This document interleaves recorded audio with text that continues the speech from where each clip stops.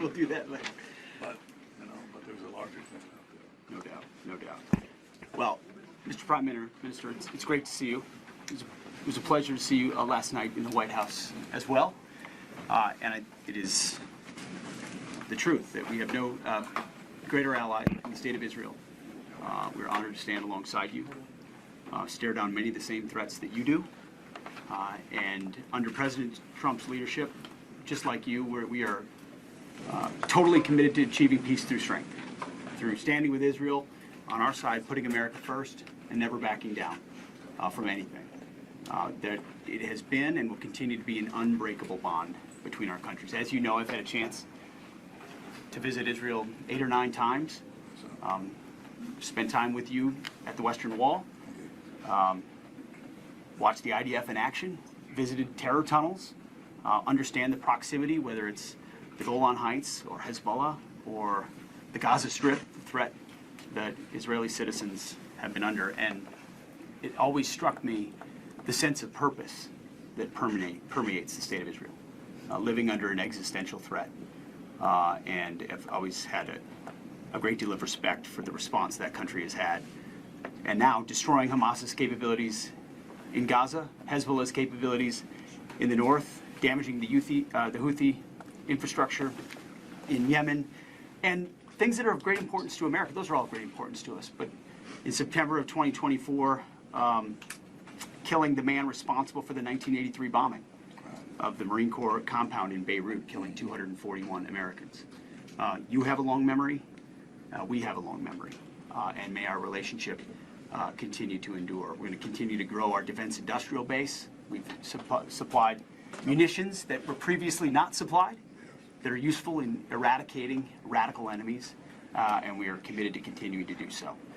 So I hope you've noticed here at the Defense Department under President Trump, we are laser focused on reviving the warrior ethos, on rebuilding America's military, and reestablishing deterrence, which is something you, Prime Minister, have done in your neighborhood in impressive, aggressive, and important ways. So it's an honor to welcome you to the Pentagon on behalf of the Department of Defense. Thank you for spending the afternoon with us, sir.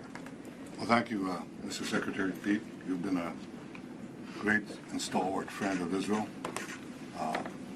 And we see President Trump and the team that he's put together as extraordinary friends, extraordinary patriots of America, and therefore also champions of the American-Israel alliance. I truly believe Israel obviously has no greater friend than the United States, and I think the United States has no better friend than Israel. It's an ally that perhaps is different from many of your allies because we have no compunction about fighting our enemies by ourselves. We're willing to shoulder the burden of our defense, but by confronting the forces of radicalism and terror and the forces that are anti-American at their core. They call you the great Satan, and they call us the small Satan. We just stand in their way, but you are their great enemy. By confronting these various enemies, we're not only defeating those who wish to attack us, but those who wish to attack you as well. And therefore, our victory is your victory. And we're well ahead and well advanced in the pursuit of our war goals that will give security and peace. And that's the only way you get it in our region and perhaps in many other regions. The only way you get peace and an enduring peace is by being very, very strong. And with our alliance, with your support, including the decision you just mentioned of supplying Israel the much-needed tools for our defense, we are a lot stronger than we've ever been.